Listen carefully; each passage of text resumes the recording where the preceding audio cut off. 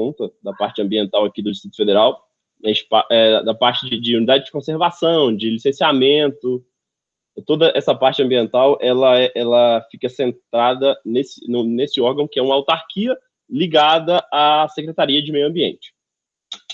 Eu trabalhei em 2 unidades de conservação. Eu entrei em 2012, em agosto de 2012. Estava na graduação ainda. O meu cargo de agente de unidade de conservação e parque é um cargo de nível médio técnico.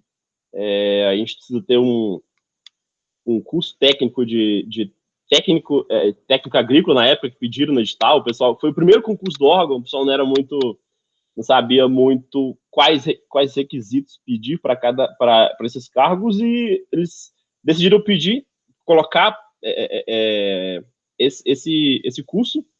Mas tem vários colegas que são biólogos, engenheiros florestais, engenheiros ambientais, que fizeram o concurso e conseguiram entrar no cargo com esses cursos superiores também. Eu vou falar um pouco aqui do papel do biólogo em unidade de conservação. Vou falar mais voltado para a minha área aqui, né, que é a área de Cerrado, para as unidades que eu conheço aqui. Vocês aí de Rondônia, né, do norte do Brasil, vocês vão ver que as nossas unidades de conservação são muito menores, aqui no DF, né, são muito menores que as de vocês aí, mas eu acho que vocês vão ver que os problemas são similares, assim, com proporções diferentes, né, mas são similares aos problemas que ocorrem aí. Eu vou começar a apresentação aqui. O termo unidade de conservação, ele é definido, né, pela Lei 9.985 de 2000, que é o SNUC, que é o Sistema Nacional de Unidade de Conservação.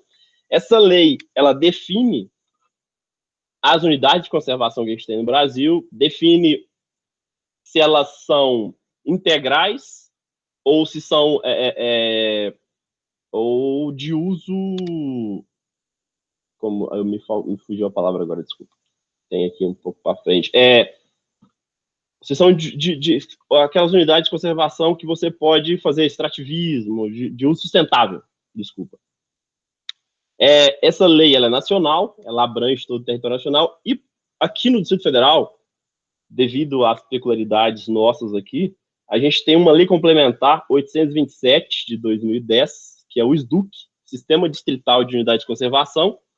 Ele é mais ou menos tem as mesmas definições, porém a gente tem umas unidades de conservação diferentes. A gente tem unidades, nossa área é menor, algumas unidades de conservação que tem no SDUC não fariam sentido ter aqui no Distrito Federal, e aí foi adaptado para a nossa realidade aqui.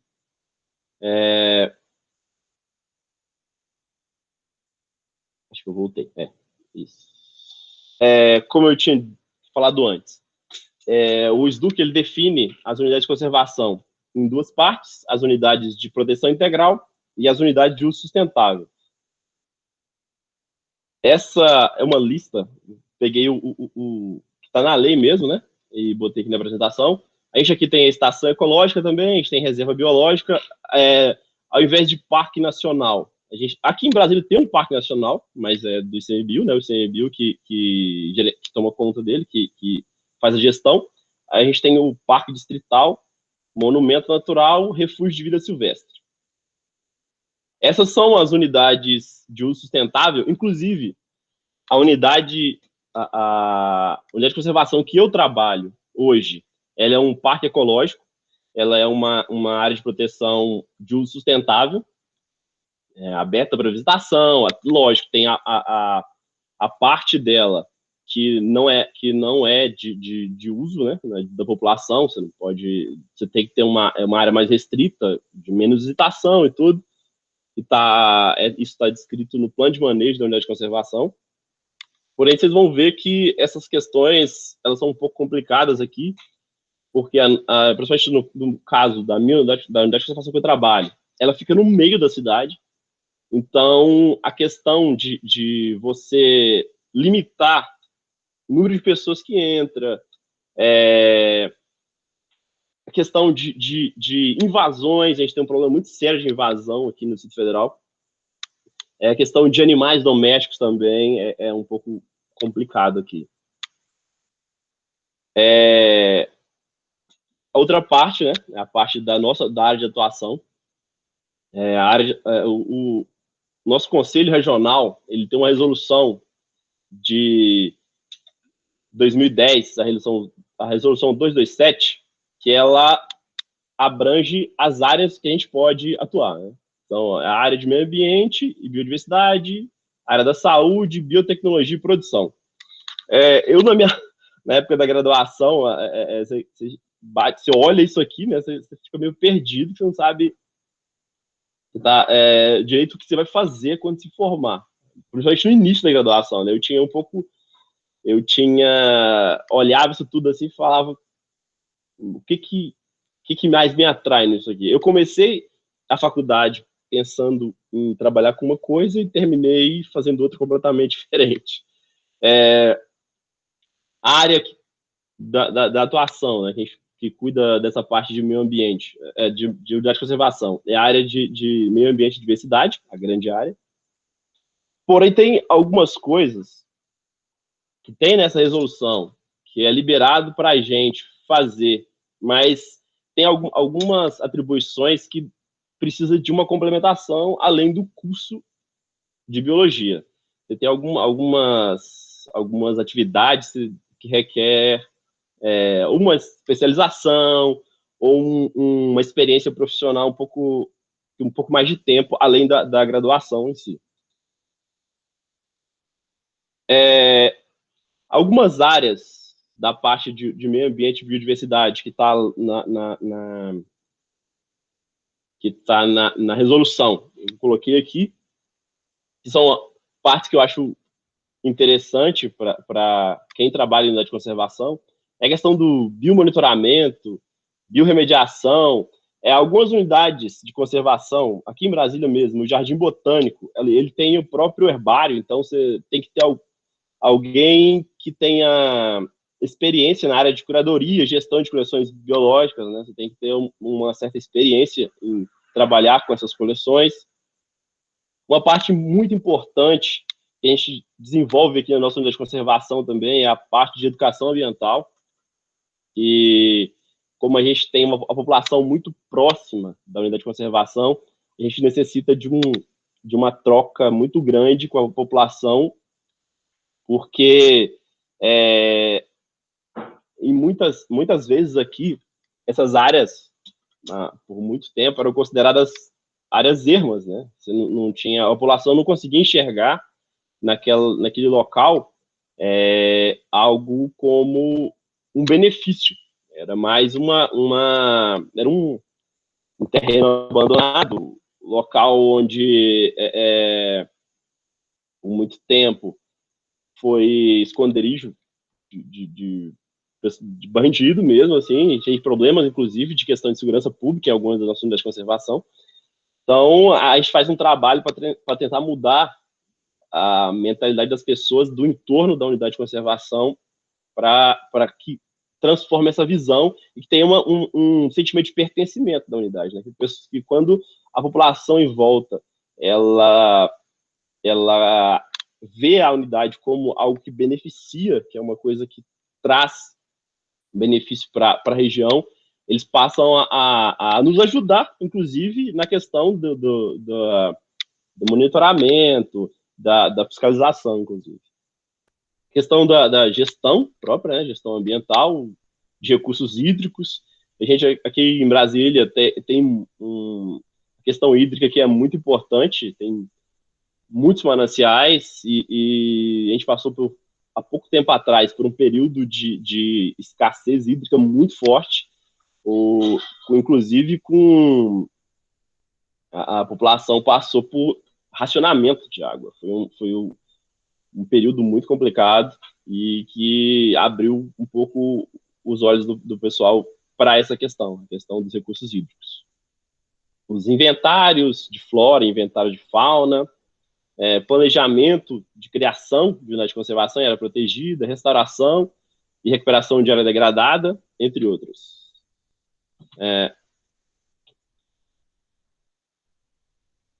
Eu botei algo aqui, mais ou menos, do que a gente faz aqui no IBRAM, que apesar da questão da gestão, da unidade, gestão mesmo, questão de dinheiro, de recursos, a nossa gestão aqui é centralizada. A gente não tem aquela figura do gestor em cada unidade de conservação. O DF é dividido em 3 diretorias, são 3 DIRUCs, e o diretor, ele faz a gestão de várias unidades. E em cada unidade tem os agentes que fazem uma gestão local, mas não é uma gestão tão ampla. A gente tem uma certa limitação. A questão da elaboração de planos de manejo, a unidade que eu trabalho, que é a sede, ela tem um plano de manejo, porém outras unidades que são próximas e que a gente toma conta, não tem. E a gente trabalha também na elaboração do plano de manejo. Aqui a gente tem uma diretoria de plano de manejo na unidade de conservação, tem um pessoal muito bom lá, inclusive. Algumas unidades de conservação, o órgão paga para empresas de consultoria elaborarem plano de manejo. Outras unidades, o próprio pessoal da diretoria elabora esse plano de manejo. Eu já tive a oportunidade de participar da elaboração de um plano de uma unidade. Tem uma outra aqui próxima que provavelmente eu vou ajudar a participar da elaboração, né? A questão do monitoramento, a gente faz um monitoramento frequente, questão aqui, principalmente, o nosso monitoramento é em questão de invasão, é em questão de crimes ambientais, a gente trabalha também com elaboração, não seria... Aqui no parque a gente faz umas recuperações de áreas degradadas, mas são mais simples, não é o PRAD, propriamente dito, mas a gente participa, às vezes, tinha uma época que a gente estava participando não da elaboração, mas da avaliação. O pessoal ia lá, fazia o PRAD, e a gente participava da avaliação do PRAD, se ele realmente teve efeito ou não. Como eu já disse antes a questão da educação ambiental, e aqui tem a fiscalização, como a gestão, ela não é na unidade de conservação. Aqui a gente tem uma equipe separada de fiscalização, que quando a gente presencia alguma infração, a gente entra em contato com esse pessoal e eles se dirigem para a unidade de conservação para averiguar a infração. Porém, esse sistema, para quem trabalha na ponta mesmo, assim, na unidade de conservação, é um pouco complicado, porque tem um delay e, às vezes, o tempo que o fiscal demora para chegar aqui já não é mais possível fazer o auto de infração, e o pessoal já foi embora, e é um pouco complicado. Eu tinha separado aqui as atribuições, a questão da gestão. Em outras áreas, a gente não tem só unidade de conservação de domínio público, na verdade, né? A gente tem, como fala no SDUC, a gente tem também outras áreas, tem RPPNs, que são são unidades de conservação, porém são particulares, ela não é desapropriada, ela não ela precisa de um plano de manejo, o proprietário separa uma porção da área dele, delimita, a RPPN vai ser eterna, você só pode alterar, inclusive, limite dela por lei, e essas áreas, elas demandam pessoas capacitadas para fazer a gestão, né? Biólogos, principalmente, inclusive, mas tem outras áreas também que fazem gestão, então é um campo bem interessante de atuação. Nas unidades de conservação, você tem as federais, grandes unidades de conservação, de outros estados também, tem a figura de um gestor, o biólogo também pode atuar nessa área. Elaboração e avaliação de planos de manejo, como eu já disse, a gente participa às vezes, da elaboração e também da avaliação, mas a questão, grande parte dos planos de manejo, eles são elaborados por empresas especializadas. Então, essas empresas têm os seus técnicos lá, né, biólogos, tem geólogos, a questão de biólogo, o pessoal da botânica, o pessoal da zoologia, uma equipe tem sociólogos. O plano de manejo, a elaboração de um plano de manejo é um trabalho bem complexo. Assim. A questão de monitoramento, como a Oswanda falou, a doutora Oswanda falou, eu fiz mestrado no laboratório que ela fez doutorado, com o professor doutor Paulo Câmara, e a gente trabalhou com briófitas, né? Ela também trabalhou, em taxonomia de briófitas. A minha parte trabalhei com levantamento e depois que eu retornei para o órgão, tem umas ideias, já conversei com algumas pessoas, a gente começa a fazer um monitoramento nas nossas unidades de conservação através de utilização de briófitas para o monitoramento, biomonitoramento, né? Uma coisa mais, um monitoramento mais tranquilo, você não vai gastar tanto dinheiro, você vai... É questão de observação, de conhecer a planta e saber quais espécies são indicadoras e de quais tipos de danos elas são indicadoras. Né? Ou também aquelas espécies que, por existirem na área, indicam que não existe dano algum ao ambiente. Como eu falei antes também, elaboração e, em alguns casos, avaliação de PRAD. No meu caso, que eu já participei, foi avaliação, nunca participei da elaboração de um PRAD. O pessoal elabora o PRAD e a gente vai depois avaliar se realmente ele funcionou, como está no projeto. A parte de educação ambiental, o IBRAM tem uma diretoria de educação ambiental. Eles fazem um trabalho muito bom, muito bom. E a gente tem também, nas unidades de conservação, a gente faz um trabalho mais local também. Na questão da fiscalização, como eu disse, já é uma diretoria à parte. Como eu tinha dito antes, falei das RPPNs, a gente tem essas divididas, né, em unidade de conservação de domínio público e unidade de conservação privadas, no caso, as RPPNs. Essa de domínio público, no ato de criação, você tem que, da unidade de conservação, o poder público desapropria a terra, você não tem uma unidade de conservação. Aqui a gente tem uns problemas aqui no Distrito Federal, porque a gente tem um problema fundiário muito grande. Quando foi criado o Distrito Federal, foi desapropriado toda a área, passou tudo para o governo, para a TerraCap, que é uma empresa do governo que tem o domínio de grande parte das áreas. Porém, existem alguns conflitos, alguns conflitos fundiários, e as nossas unidades, a maioria delas, a gente não tem a questão fundiária resolvida. Ou ela pertence à TerraCap ainda, a área, ou tem alguns conflitos com antigos porceiros, ou donos das áreas, ou não foi indenizado, ou foi indenizado, a pessoa não saiu e continua, e já está na segunda geração lá, e a gente tem problemas muito sérios com essas questões. Eu tirei só para curiosidade mesmo, um quadro do site do Ministério do Meio Ambiente, com a quantidade de unidades de conservação que a gente tem no Brasil, tem federais, estaduais, municipais,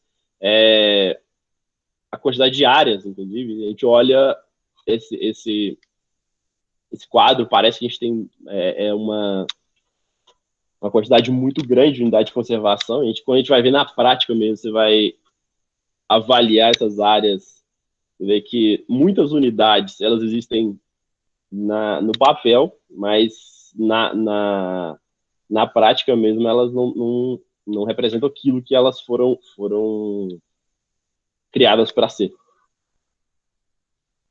Para quem não conhece, esse é o mapa do Distrito Federal, o quadradinho aqui.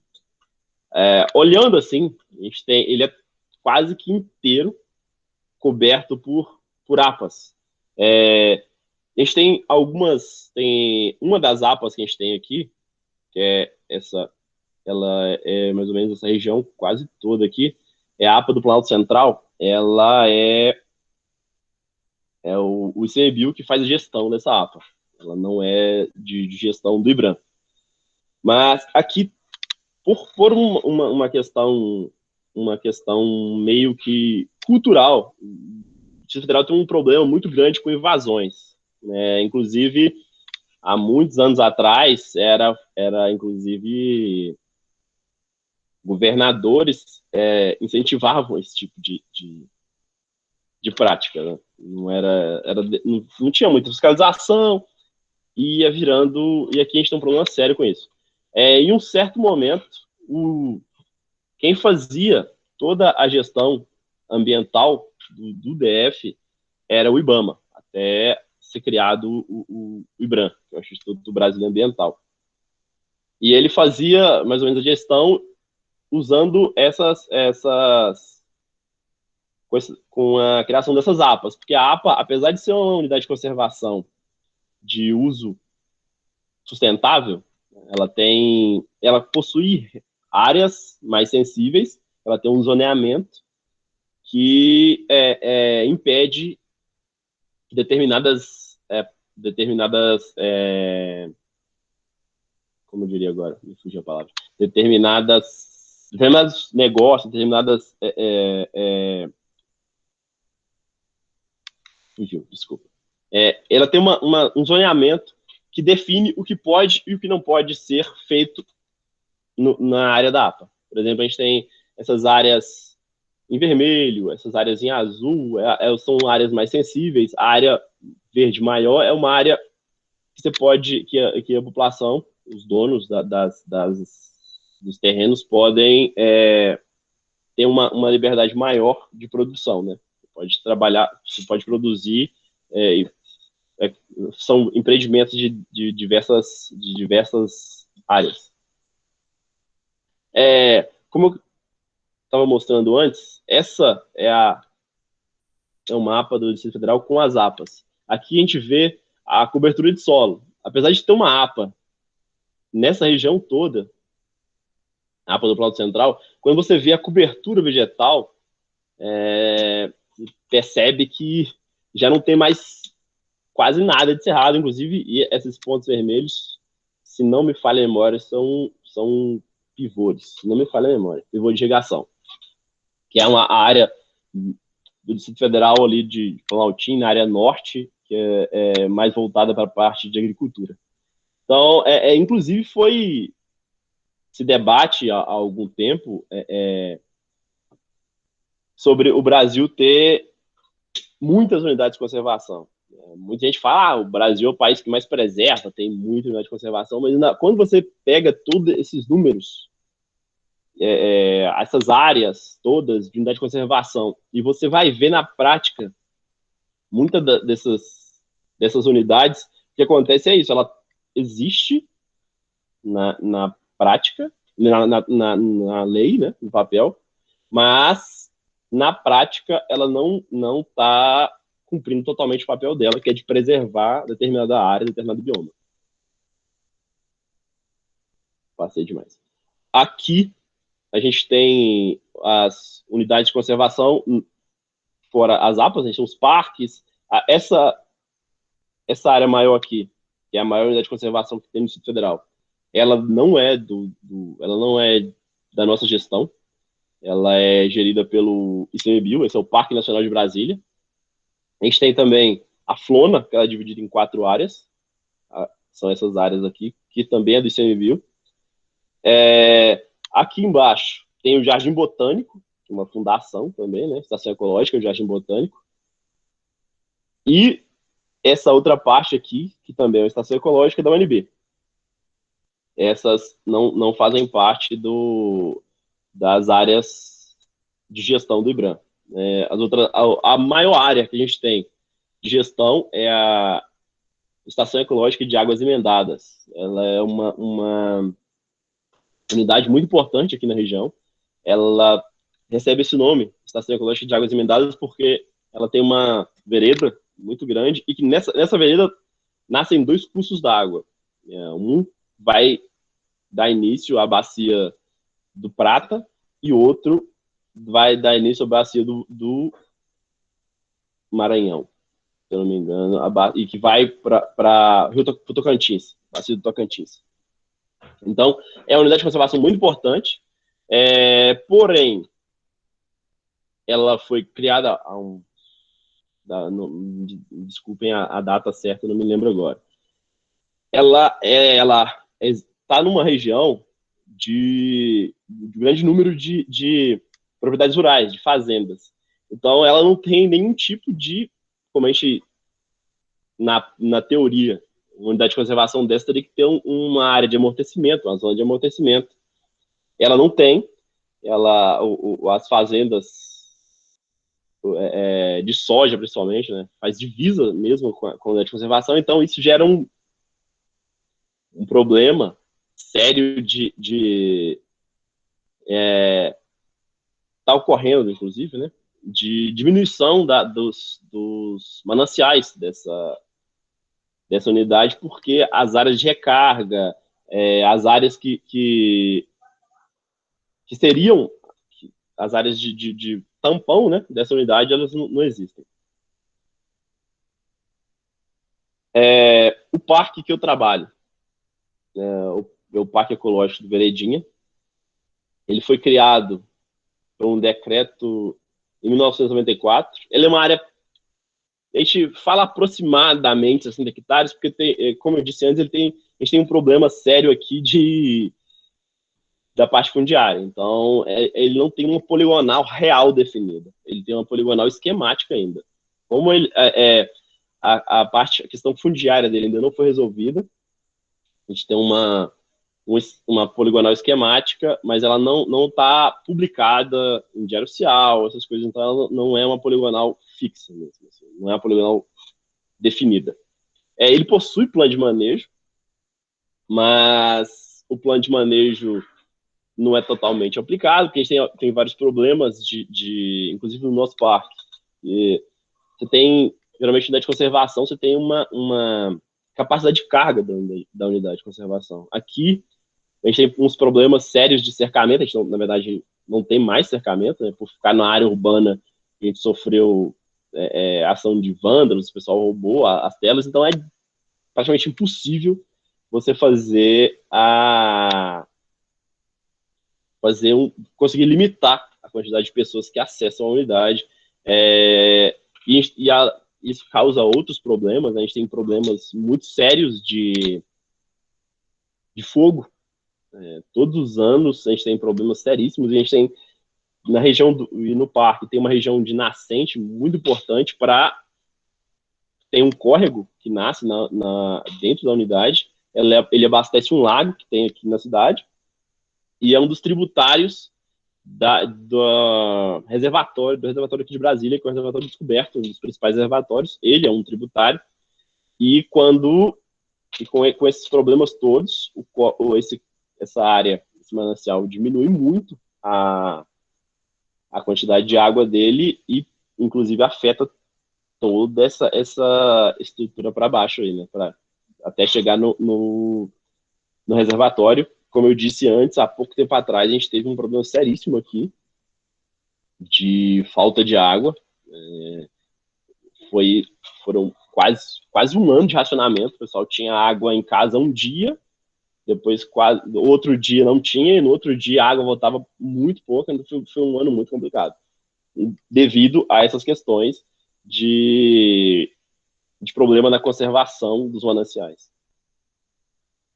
Essa é uma imagem aérea da poligonal esquemática do parque. Brasília é uma cidade pequena, eu acho que, se não me engano, é a região administrativa menor aqui de Brasília, eu acho uma das menores, no máximo 60 mil habitantes. Ela é bem distante do plano piloto, da região central, uns 50 quilômetros. Ela tem um ar de cidade do interior, eu gosto, inclusive, bastante disso aqui, porque é uma cidade bem mais tranquila. Mas, logicamente, por estar perto tá no Distrito Federal, próximo da capital, ela tem seus problemas com todas as outras RAs, mas tem umas particularidades aqui. Esse é o lago da cidade, que eu tinha me referido anteriormente.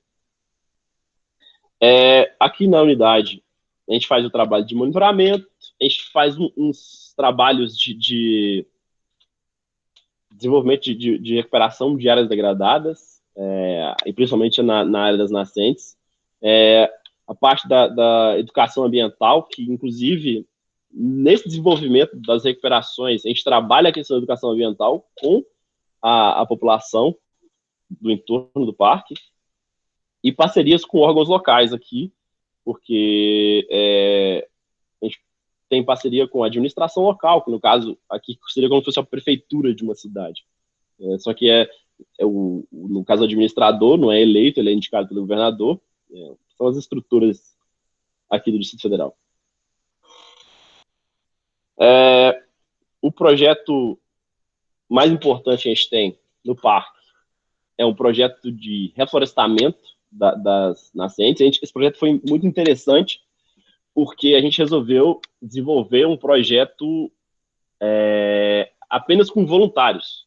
Vamos tentar, é uma forma de trazer o pessoal do entorno para conhecer. Tem algumas escolas no entorno do parque, inclusive a gente já tem contato com os professores, e uma das razões de a gente pensar nesse projeto é que foi feito, o professor pediu para os alunos da escola que faz divisa com a unidade de conservação fazer uma redação falando o que eles achavam da unidade de conservação. A maioria das pessoas tinha uma visão negativa da unidade. Então, a gente resolveu desenvolver esse projeto para fazer uma integração maior, e o governo do Distrito Federal tem um site, que é um site onde os órgãos podem colocar projetos de voluntariado, e as pessoas escolhem esses projetos e participam, recebem certificado, é bem interessante. E a gente colocou o projeto lá, a gente achou que não ia dar muita coisa, assim, não teria no início, assim, né? Não teria muita gente interessada, porque a gente não fez uma divulgação muito grande, mas, para nossa surpresa, apareceu um número muito grande de pessoas. A gente teve que limitar, inclusive, o número de vagas. Veio gente do Distrito Federal inteiro. Pessoa Planaltina, que para o Distrito Federal é longe, daqui de Brasília daria, sei lá, uns 60, 70 quilômetros, assim, e o pessoal vinha disposto a vir. O pessoal, a gente não tinha transporte nenhum, o pessoal vinha com meio de transporte próprio, vinha de ônibus, marcava de carona, foi bem interessante. Aqui, algumas imagens da unidade. Essa é uma das principais nascentes que a gente tem. Você pode dar para ver perfeitamente que está totalmente degradada. Há um tempo atrás, isso aqui era local onde o pessoal lavava carro, o pessoal fazia... depois depois da criação do IBRAM, foi que começou a organizar direito as unidades de conservação, começou a ter servidor nas unidades de conservação, fazendo um acompanhamento, um monitoramento. A gente começou a diminuir esses impactos, porém, são impactos que se perduraram por muitos anos. Então, a gente ainda está tentando mitigar todos esses problemas que tem nas unidades. Mais fotos aí dos voluntários, inclusive, só trazia criança e tudo, foi bem interessante.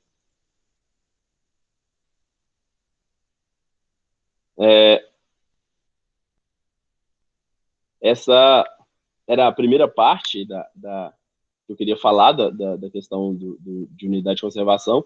Oswanda, Tá me ouvindo? Estou ouvindo sim, pode falar. A outra parte da apresentação é sobre a Antártica.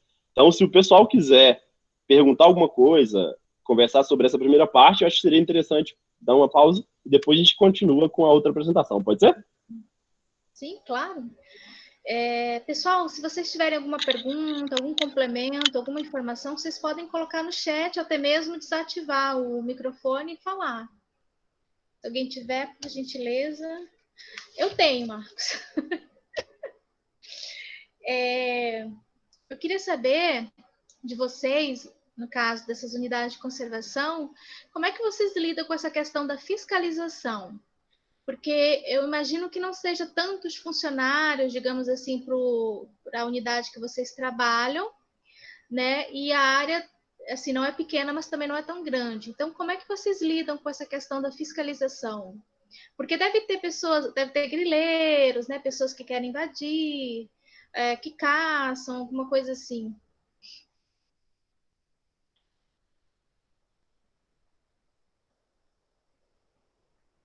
Você ouviu?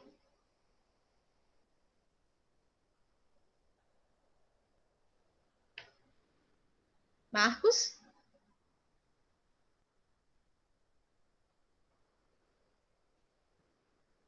Oi, Marcos, você está ouvindo?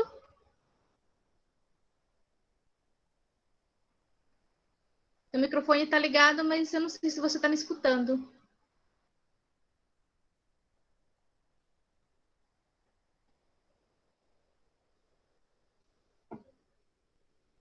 Oi, Marcos.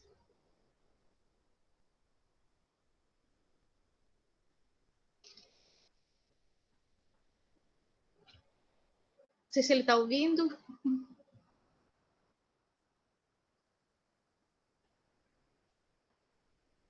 Marcos, você está me escutando?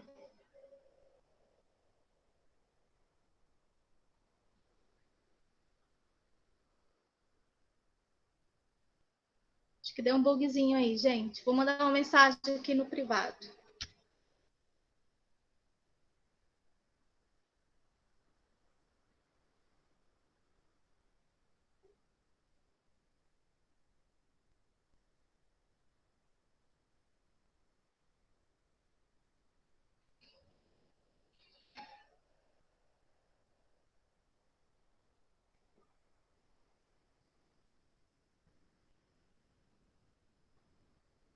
Ele disse que não está me escutando.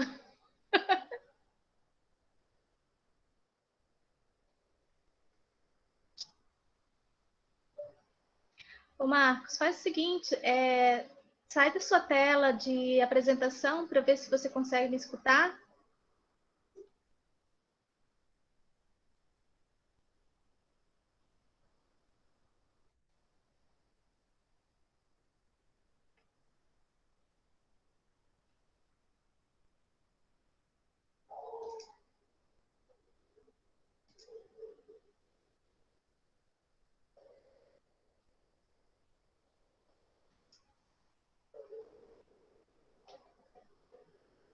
Nada ainda? Não está me ouvindo?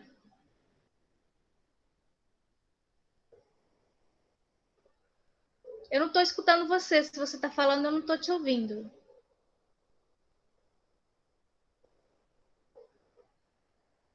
Pessoal, eu vou sugerir a ele entrar, sair e entrar novamente.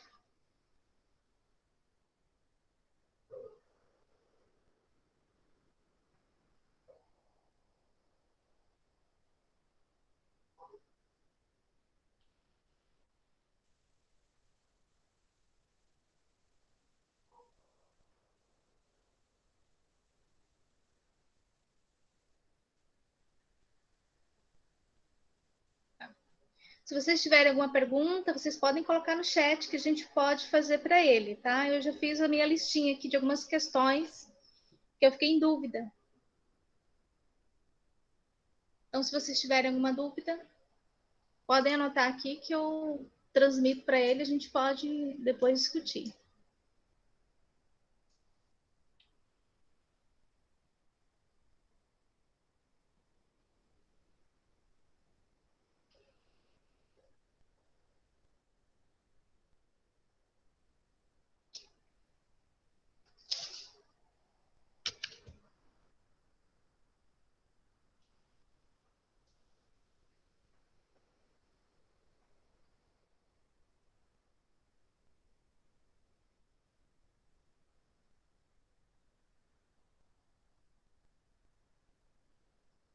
aguardar ele entrar.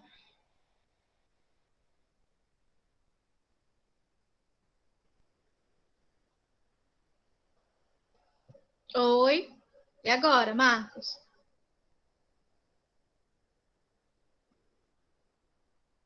Nada ainda?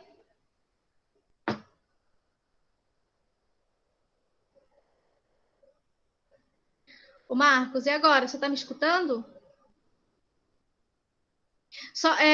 O seu microfone está desativado. Só para desativar ele.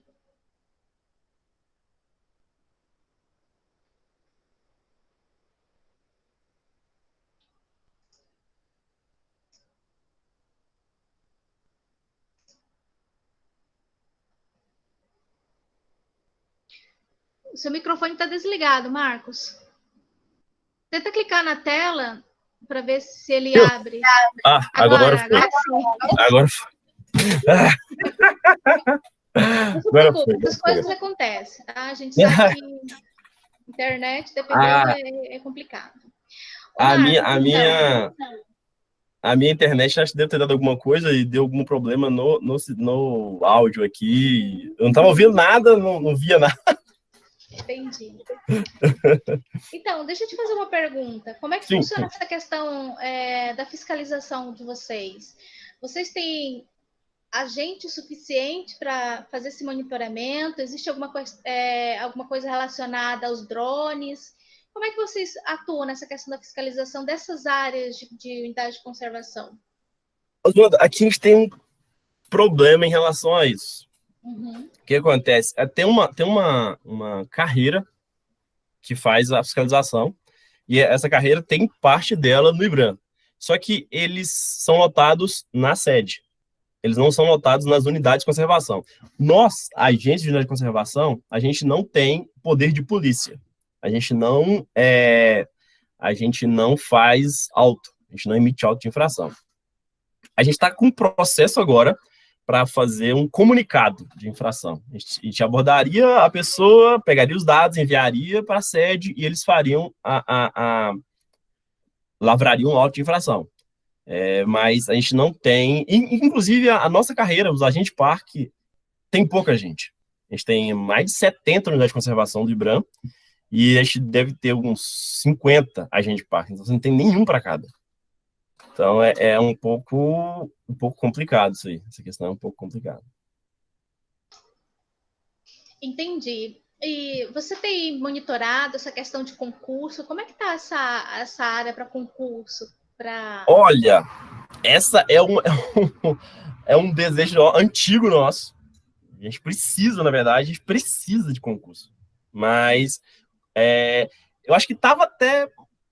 Assim, não digo que estava encaminhado, mas era mais fácil, né? Tava fácil, um pouco mais fácil há um tempo atrás. Agora, com essa questão da pandemia que teve, eu acho que é muito pouco provável que nos próximos 2, 3 anos a gente tenha algum concurso. Eu acho muito difícil. Muito difícil. Principalmente porque a área ambiental é uma área que um pouco negligenciada, né, pelos órgãos em geral. Não só aqui, mas em todos os lugares. Em todo o Brasil. Legal. Acho que tem 2 perguntas aqui no chat. Deixa eu ver aqui. A Ana Paula, ela pergunta o seguinte: como é que funciona a parte de visitação nas UCs? Se tem guias, se as escolas agendam? Como é que, aproveitando já a pergunta dela, eu pergunto como é que funciona essas parcerias, se tem parceria com as escolas, porque você falou da questão de educação ambiental, né? E eu acho esse ponto extremamente importante para a divulgação, né? Para conscientização. Sim. Algumas unidades de conservação, porque aqui as nossas unidades são um pouco diferentes, né? Elas são pequenas e geralmente são no meio da cidade, grande parte delas.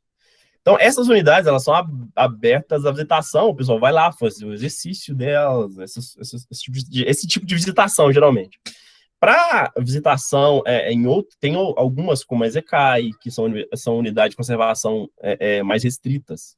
E aí você precisa de fazer marcar com o gestor, o pessoal que trabalha lá para fazer a visitação, e geralmente mais escolas, geralmente pessoal da educação. Quanto a essa questão da educação ambiental, aqui no parque, a gente tem parceria com as escolas do entorno aqui do parque, né? A gente tem os professores a gente já conhece há algum tempo, então a gente tem essa questão que a gente precisa mesmo de ter uma ligação maior com as pessoas do entorno. A gente usa esse trato aí com o pessoal, porque acho que mais fácil a gente conseguir colocar um pouco mais como eu diria, daquela questão do pertencimento mesmo, com o pessoal mais jovem, né? Quando você faz isso com o pessoal da escola ainda, principalmente você começa com criança, depois vai para adolescente, eu acho que você consegue sensibilizar mais. Esse pessoal vai virando eles vão replicando o conhecimento, né? Acho que é mais fácil do que se pegar os adultos mesmo, assim. Eu acho que é uma estratégia mais fácil. Parece que os adultos, muitos hoje em dia, não têm essa visão, né? Essa conscientização. Infelizmente. O Tyson perguntou o seguinte: a população próxima à região também colabora com a fiscalização? Você tem informações sobre isso?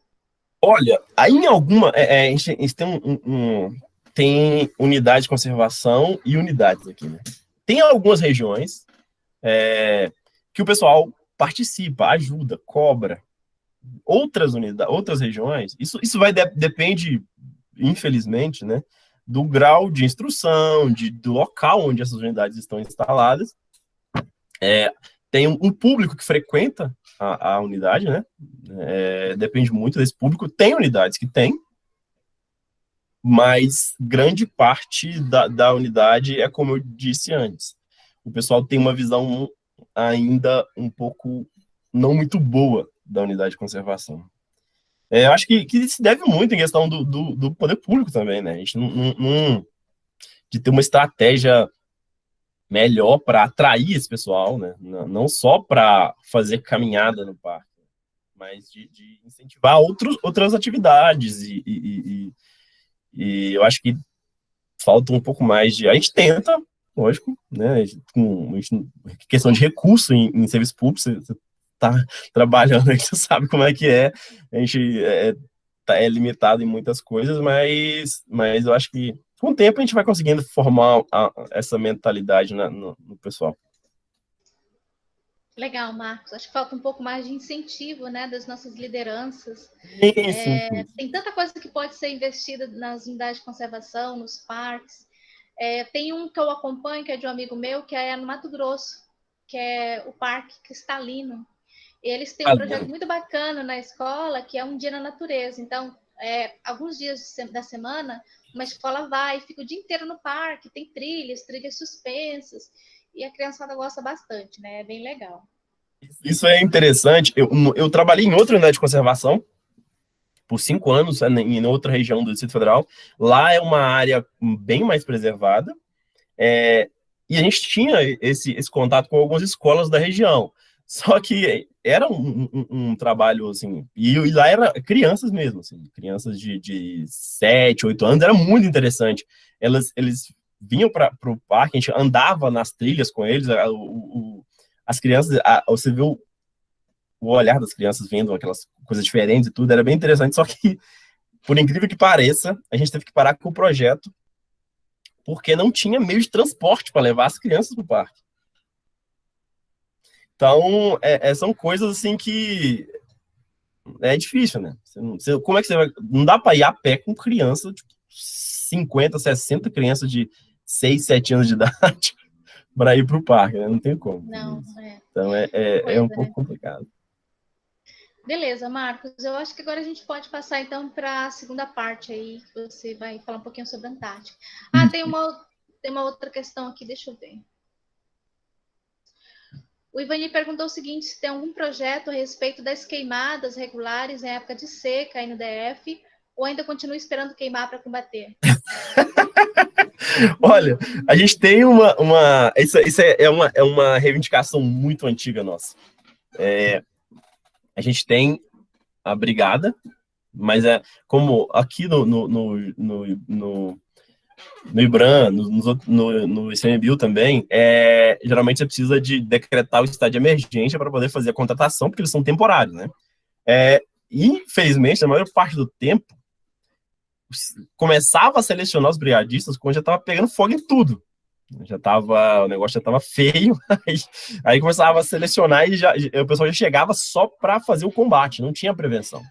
Mas já está no orçamento do ano que vem, a gente vai contratar uma equipe fixa, né? Vai contratar uma equipe fixa de brigadistas para a gente fazer essa parte de prevenção, questão dos aceros, acero mecânico, a EZCAI ano passado, esse ano já fez, inclusive, a questão dos aceros negros, né? Você faz a queimada preventiva de uma região que tem um potencial muito grande de ter incêndio florestal, e a partir do ano que vem, espero, a gente já vai ter essa parte aí de prevenção de incêndio já implantada. Legal, Marcos, muito bom. Então, podemos, então, passar para a segunda parte aí. Deixa eu botar a apresentação de novo aqui. Espero que ela não dê treta novamente. Aí eu acho que vou ter que abrir ela de novo aqui, Oswaldo. Tá ok. Tá dando para ver de novo a apresentação? Ainda não. Não? Não. Deixa eu voltar aqui.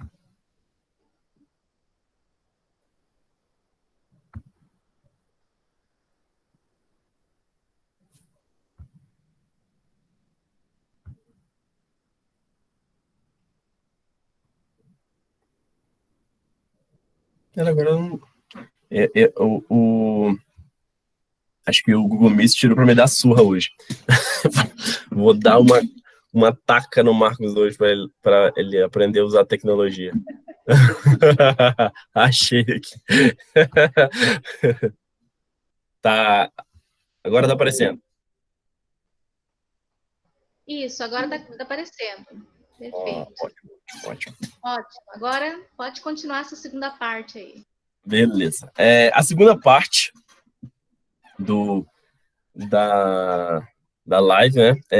Eu vou falar sobre um projeto que o meu orientador, e o orientador do Dr. Oswaldo também, o professor Dr. Paulo Câmara, ele tem um projeto na Antártica. Ele começou, acho que tem uns 5, 6 anos.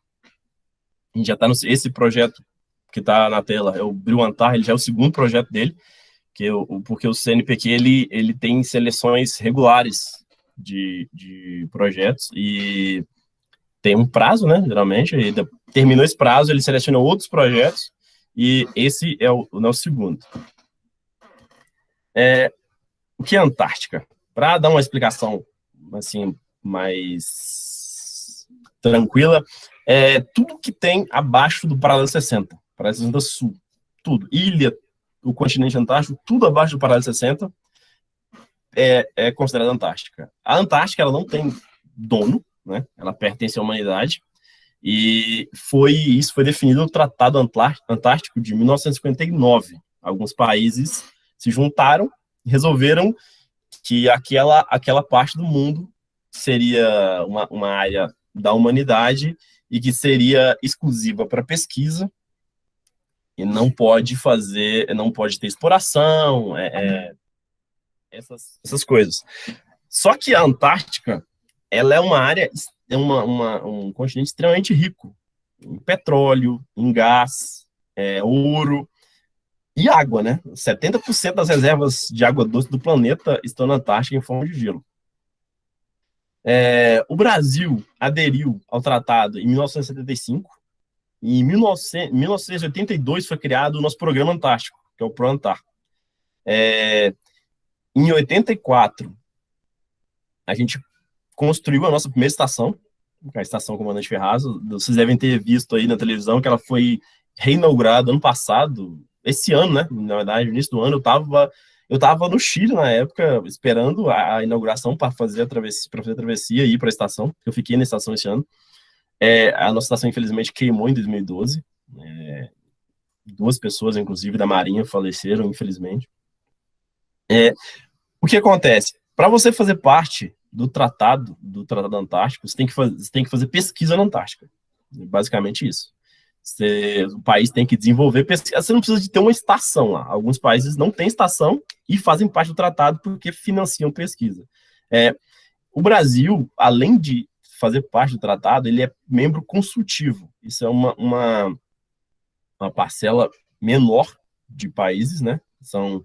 Não me lembro o número exato, 25 países agora, mas é um clube menor, que é nesse comitê que são tomadas as decisões em relação à Antártica. E a gente tem, o meu orientador fala que é o único lugar no mundo que o Brasil tem um voto que tem o mesmo peso das grandes potências, né? Tipo, das potências europeias, dos Estados Unidos, e esse membro, esse comitê, todas as normativas que vão sair de lá, se um membro vetou, veta, né? Então o Brasil pode vetar qualquer coisa que tenha sido proposta por qualquer outro país do membro do comitê. Então a gente tem o nosso peso é o mesmo. Esse aqui é um mapa mais ou menos que dá para ver um pouco melhor a região. Essa parte, a nossa parte de atuação brasileira na Antártica, se resume a uma parte mais ou menos nessa região aqui, que é a Shetlands do Sul. A nossa estação fica numa ilha chamada Rei Jorge. A gente não tem vários países que tem uma figura mais para frente, dá para ver estações por todo o continente, né? A gente só tem uma estação, por enquanto. Esse é o mapa que eu queria mostrar. Então, a gente tem estação por todo lado, inclusive no meio, né? Os Estados Unidos tem uma estação no Polo Sul geográfico, assim. No ponto que é o Polo Sul, eles têm uma estação lá. Obviamente, eles têm muito mais recursos que a gente, né? A gente tem o Programa Antártico Brasileiro, além da estação, a gente tem 2 navios de pesquisa, o Almirante Maximiano e o Almirante Almir Rongel. O Almir Rongel é um navio, ele faz pesquisa também, mas ele é mais voltado para logística mesmo, de transporte de carga. O Maximiano, ele é como se fosse uma estação flutuante, um navio de pesquisa mesmo.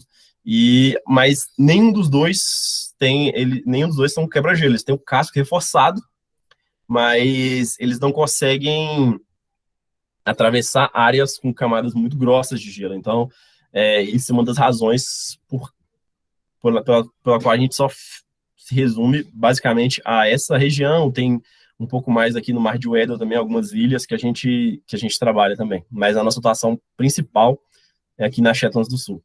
Essa é uma foto uma imagem da Ilha Rei Jorge, desculpa. Aqui está a Baía do Almirantado. Nessa Baía do Almirantado tem 13 estações, que é a nossa estação, a estação brasileira, a estação Comandante Ferraz. Tem uma estação peruana, porém ela é apenas de veraneio. No período de inverno, essa imagem que vocês estão vendo aqui, ela praticamente dobra de tamanho. Então essa região, praticamente isso aqui, tudo vira gelo. Vira tudo gelo. Então sem um navio quebra-gelo, você não consegue acessar a estação. O suprimento para a nossa estação fica um grupo base da Marinha lá o ano inteiro. Chega por avião. Os caras recebem comida por avião. E em alguns países, como o Peru, eles não têm uma estrutura muito grande. A base deles é apenas de veraneio. Ela só abre durante o verão. Durante o verão, isso tudo degela e é mais fácil de chegar com navios normais. Durante o inverno, ela fica fechada e funciona apenas durante o período de verão. A nossa estação é uma estação que funciona o tempo inteiro, porém, no período de inverno, a gente ainda não tem pesquisadores lá, só fica o grupo base, que são militares da Marinha. Eles fazem a manutenção e a guarda da estação. Tem uma outra estação, que é uma estação polonesa, que fica também na região da Baía do Almirantado. Essa estação polonesa também, ela é o ano inteiro. O pessoal fica lá o ano inteiro. E essa estação não é uma estação que ela é como a nossa. O programa antártico deles é basicamente civil. Então não tem militares que tomam conta da estação. Lá é basicamente pesquisadores civis e civis da parte de manutenção. Essa era a nossa estação antiga, a comandante Ferraz antiga, que pegou fogo em 2012. Depois desse incêndio, o Brasil rapidamente criou um projeto para a construção de uma nova estação, porque se você não pesquisa, não tem não está desenvolvendo nada na Antártica, você automaticamente sai do tratado. E essa questão do tratado, para a gente, para a ciência, é bom porque é necessário que a gente trabalhe lá para que o país faça parte do tratado. Porém, é uma questão de geopolítica muito importante. Então, os países que têm condição, eles realmente eles têm uma certa prioridade em fazer parte do tratado, porque o tratado vence daqui a 30 anos, daqui a 30 anos ele vai ser totalmente revisto. Então, pode ser que daqui a 30 anos o pessoal coloque lá que pode explorar a Antártica. Podendo explorar a Antártica, quem vai quem vai dar as diretrizes é o pessoal do tratado e principalmente esse conselho consultivo que o Brasil faz parte. Se a gente não tivesse mais estação nem fizesse mais pesquisa, a gente automaticamente sairia desse conselho e, logicamente, você perde como diria assim, uma questão de poder em geopolítica. Hoje, a nossa estação é essa é a estação nova, Comandante Ferraz. Eu passei 2 meses lá, de janeiro a março desse ano. Ela foi inaugurada em janeiro. Ela foi construída por uma empresa chinesa. Ela custou 100 milhões de dólares a construção dela. Teve alguns percalços na construção, demorou um pouco mais do que era previsto, devido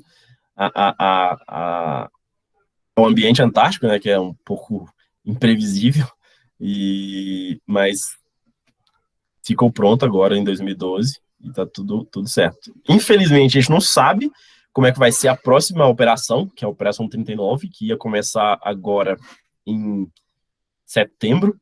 Pela questão do coronavírus, a gente não tem como saber como é que vai ser isso aí. E ainda está meio que em suspenso essa questão. Quem vai para a Antártica, né? A Antártica é um local de pesquisa. É proibida a exploração de qualquer natureza. As estações não podem ter fins militares. E a Antártica é um local para desenvolver ciência e paz, inclusive. Porém, existem algumas áreas da Antártica que têm visitação turística. Então, você pode pegar um transatlântico no Chile, né, lá no Punta Arenas. Você atravessa o Drake, como eu atravessei da primeira vez que eu fui, e você pode rodar em vários lugares, lá em várias ilhas, com esses transatlânticos. Porém, senão, na maioria das regiões onde a gente pode ir, que são as áreas protegidas lá, que tem as aspas, as ASMAs, seriam as unidades de conservação lá na Antártica, esse pessoal não pode ir. E também o preço é um pouco proibitivo, né? Você paga em dólar, paga diária de $1.200, o cara passa 10 dias lá, em comparação com o que o real tem hoje de diferença com o dólar, vocês podem fazer as contas aí. É um negócio, pra gente aqui, é meio complicado.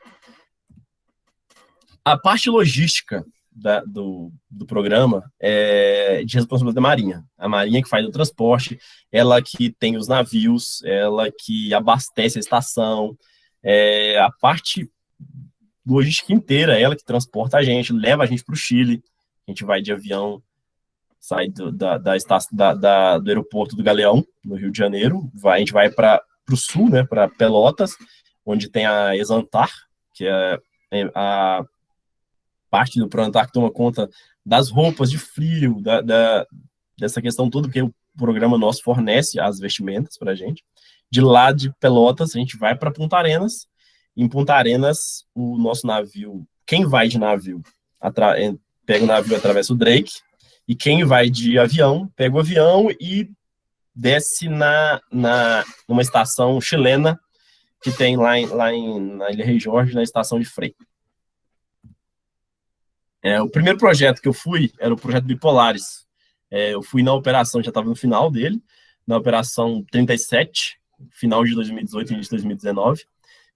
Nessa expedição eu fui de navio, eu fiquei no navio no Almirante Maximiano. Esse projeto, era um projeto do meu orientador, era o seguinte, tinha algumas plantas encontradas na Antártica que também eram encontradas no Ártico, do outro lado do mundo. E, inclusive, eram encontradas apenas nessas duas regiões, não tinha nada no meio.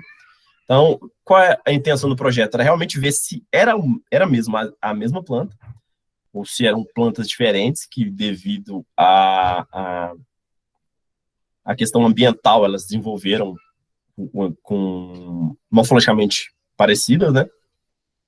E esse projeto era coletar as plantas no Ártico, coletar as plantas na Antártica, através de DNA, descobrir se eram as mesmas plantas. Algumas plantas eram as mesmas, realmente, outras não eram, era apenas a questão morfológica mesmo, né, de pressão ambiental. E desse projeto surgiu o novo projeto que eu fui esse ano. Primeiro, só a título de a gente falar do segundo projeto, mostrar para vocês como é que é a questão de ida. Vou ter algumas fotos aqui para mostrar como é que a gente faz para chegar lá. Primeiro de tudo, tem um treinamento pré-antártico, o famoso TPA. A gente vai para uma restinga, na verdade, né? Eles chamam de ilha, mas é uma restinga no Rio de Janeiro, na Ilha da Marambaia. Tem um centro de treinamento da Marinha e a gente passa mais ou menos uma semana lá. Quem vai acampar fica nas barracas. Eu fiz o treinamento para acampar. Fica uma semana no calor do Rio de Janeiro, do estado do Rio de Janeiro, né? 2 pessoas por barraca sem tomar banho. Esse é uma das fases do treinamento. Então, foi bem complexo. Há outras coisas a gente faz, outra parte do treinamento seria questão de sobrevivência na água. Essa foto aqui é uma foto do pessoal tentando, como simulando um acidente de bote, né? Você tem que pular na água, subir no bote, virar o bote, desvirar o bote, e vestido com essa roupa. Isso é um Mustang. Ela é uma roupa especial para flutuar. Ela apesar de aquecer, ela não é impermeável. Então ela flutua, mas não é impermeável. Aqui tem essa foto não dá para ver muito bem, mas essa plataforma tem mais ou menos uns 4 a 5 metros de altura. Na minha vez, como eu sou muito sortudo, a maré estava baixa. Isso parecia interminável. Eles dão algumas dicas, né? Cobre o rosto e cobre a parte genital. Só que no meio do pulo você começa a desesperar, começa a bater asa, né? Abre os braços, cai lá. Às vezes, dependendo da situação, se não estiver bem preparado, pode machucar.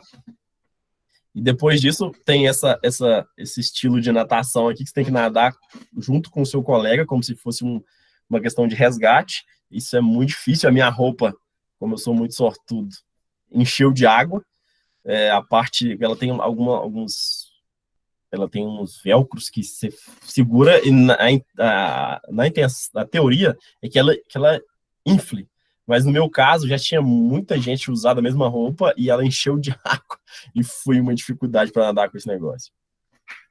Uma da parte do treinamento é o famoso tanque tático. Eles te jogam nisso aqui à noitezinha, assim. E o dia que colocaram, a gente estava chovendo. E era em uma área de cachoeira. Então, estava muito gelado isso aqui. Inclusive, no dia que eu fiz esse treinamento, uma colega teve princípio de hipotermia e deu um negócio meio complexo lá. Aqui são os meios de transporte que a gente usa. A gente pega um Hérculesinho aqui, esse é o interior do Hércules, né? Um negócio um pouco espartano, bem diferente dos aviões normais. O pessoal anda 6, 7 horas nessa posição aqui. Se você quiser ir no banheiro lá atrás, tem que passar por cima do colega, pisando nas pernas da galera aqui. E esse é um dos nossos navios, que é o Almirante Maximiano, carinhosamente chamado de Tio Max. Essa foi aqui uma foto dos 2 navios lá na estação. Essa Esse aqui é o meu orientador, o Dr. Paulo Câmara. Botei algumas imagens aqui só para ilustrar mais ou menos a aventura que é lá nessa região. Essa foto foi numa região chamada, essa ilha aqui no fundo, chama Ilha Pinguim. Esse dia o mar estava um pouco congelado aqui. Essa outra foto é de uma ilha bem famosa que tem lá nas Shetlands, chamada de Deception. Ela é uma ilha em forma de uma ferradura. Na verdade, ela é um vulcão, né? Até hoje, teve uma erupção muito grande e uma parte do vulcão cedeu e o mar entrou e fez uma baía no meio do vulcão. Mas ela ainda é ativa. Nessa missão, nessa ilha, né? O nosso navio, lá no final. A gente teve que procurar uma área que é uma ASPA, na verdade, é uma área de proteção ambiental. E o meu orientador, ele ficou acampado nessa ilha, mas ele não conseguiu acessar essa área, que é uma área, a gente chama de fumarola. Tá tudo isso aqui é o alto de uma montanha. Não sei se dá para vocês verem que tá saindo fumaça aqui, como ela é uma área mais quente, uma área de atividade termal. Ela não congela e ela proporciona o crescimento de plantas aqui. Então, tinha uns 30 anos que ninguém conseguia chegar nessa área para fazer a coleta, e o meu orientador me deu essa missão de ir lá para coletar as plantas dessa região aqui. Foi uma aventura muito interessante, um pouco tensa, mas foi bem legal.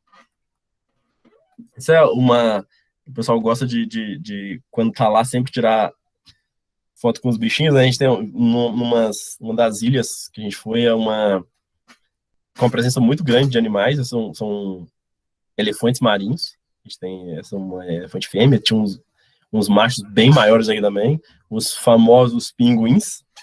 É muito bonito, porém, a gente chama de pinguineira, né? São as áreas onde eles formam colônias. É lindo de ver, mas o cheiro é horrível, meu Deus. Quem trabalha com pinguim sofre, porque fede muito.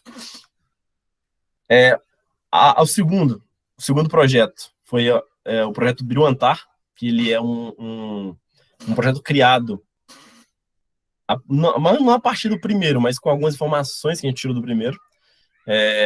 O que eu disse antes, que tinha a mesma planta nas duas regiões. A intenção agora seria fazer um mapeamento de como essas plantas chegam na Antártica. Dessa vez, a gente não foi coletar planta, a gente usou bomba de sucção para coletar ar, né? Coletar esporos no ar, e para ver o que chega na Antártica, né, de acordo com as correntes de vento, de onde está vindo, e fazendo algumas previsões para o futuro, baseado na questão climática, né, que a Península Antártica é a região do planeta que mais se aquece no mundo. É a que mais se aquece. Eu peguei, por incrível que pareça, em fevereiro, 22 graus na Antártica. O pessoal estava de bermuda e chinelo fora da estação. Nunca tinha acontecido isso desde que o ser humano mede a temperatura na Antártica. E aconteceu esse ano. Então a gente já vê que essas mudanças realmente estão ocorrendo, né? E a gente quer saber o seguinte: com essa mudança, com a mudança climática, aumento da temperatura, sabendo o que chega lá e fazendo essas previsões, a gente quer ver em 100, 200 anos o que como seria, na verdade, a vegetação da Antártica. Como é que você vai... Hoje é basicamente musgo, né? Tem muito poucas, tem umas gramíneas lá, mas uma outra angiosperma, mas muito pequena, muito pouca. Basicamente é tudo briófita. Mas porque o solo congelado, não tem como as plantas criarem raiz, no inverno congela tudo. Mas com essa mudança, com o aquecimento, o que pode acontecer, a gente não sabe. Então a gente quer fazer meio que uma previsão de como de como seria isso no futuro, e inclusive, como o meu orientador fala, questões hoje existem tem uma poácea invasora na Antártica, né? No futuro, para a gente saber também, apareceu uma nova espécie na Antártica. Ela é uma planta invasora, foi introduzida pelo homem, ou ela já chegava antes, as condições ambientais não permitiam que ela se desenvolvesse, e com essa questão do aumento de temperatura, ela consegue desenvolver, e nem por isso ela é uma planta invasora, é uma questão natural, ela não conseguiu se desenvolver antes por causa das questões ambientais. Dessa vez, eu fiquei na estação, a estação tem 16 laboratórios, tem laboratórios em áreas, né? Tem desde biologia molecular, tem de geologia, tem de saúde, inclusive da parte a Fiocruz tem um laboratório lá, bem interessante. Esse aqui é a parte do experimento. A gente colocou umas bombas de sucção dentro aqui desse refúgio, e a parte coletora ficava aqui no teto do refúgio. Essa é uma colaboradora ela é muito fã de foto, tem muito pouca foto dela, mas acho que não botei nenhuma foto assim mais nítida dela. A Magda, ela é uma pesquisadora colaboradora do laboratório, ela é polonesa, mas trabalha em uma universidade na Inglaterra. Essa é a nova estação. A estação foi inaugurada agora em janeiro. E essa foto aqui, a gente estava tentando acessar, é o Morro da Cruz, que eu fui fazer umas coletas de solo lá para um outro colaborador nosso, o professor Dr. Luiz Rosa, lá da Universidade Federal de Minas Gerais, que ele trabalha com fungos. E fui coletar solo para ele fazer alguns experimentos. Foi acho que demorou quase o dia inteiro para subir esse morrinho aqui atrás, porque é bem difícil, bem complicado. E foi interessante, o pessoal gostou, falou, vamos visitar o outro. Tem um outro morro que é maior, né? Que é o Pico Norte, e a gente foi nesse dia. E, infelizmente, esse dia foi um dos dias... Foi basicamente essa equipe aqui, eu, que era um militar da Marinha, o comandante Alessio, a nossa alpinista Yoshimi e a Magda. E como eu disse antes, as temperaturas estavam muito altas, a neve derreteu, o gelo estava derretendo, e a Yoshimi estava na frente, ela sofreu um acidente, caiu numa fresta no gelo, caiu numa altura mais ou menos de uns 4 metros, e deu um trabalho absurdo para a gente conseguir tirar ela de lá, dessa fresta, não tinha ninguém para ajudar, nós três, que ela foi dando os comandos, a gente foi fazendo o que ela estava mandando, a gente conseguiu tirar. Depois fez uma caminhada, voltou mais ou menos umas 2 horas quase de caminhada, a gente chegou na estação. Quando a gente chegou na estação, ela foi na médica, ela sofreu um corte gigantesco na cabeça, só que como estava embaixo dessa bandana, a gente não viu, não deu para ver, e ela teve que ser resgatada lá da estação, pelo helicóptero lá da estação peruana. Foi para a estação de Frei, e o Hércules foi buscar ela lá para levar para o Chile para fazer todos os exames. Graças a Deus não deu nada, mas ela estava com suspeita de traumatismo craniano e teve que ser retirada meio que na urgência de lá. Aqui mais algumas imagens lá da estação. Isso só teve um dia que deu uma nevasca mais forte. Passei quase o tempo inteiro sem ver neve lá, mas foi bem interessante. E é isso mesmo. É só essa parte aí. Tá ouvindo, Oswanda? Oi, Marcos, sim, estamos ouvindo. Agora é voltar aquela toda para voltar para a tela inicial, que eu não lembro mais como é que eu tive que sair do negócio. Você para de compartilhar e volta lá pro site do Google Meet onde você estava. Vou ver se eu consigo fazer isso aqui. Ela parecia uma janela, quando eu comecei, aparecia uma janela de compartilhar e parar de compartilhar. Só que acho que a Pode gente compartilhar. oculta ela, acho que ela foi ocultada e eu não sei mais agora como faz para... Você, Acho que agora eu voltei. Peraí, parar a apresentação. Achei. Funcionou. Agora foi.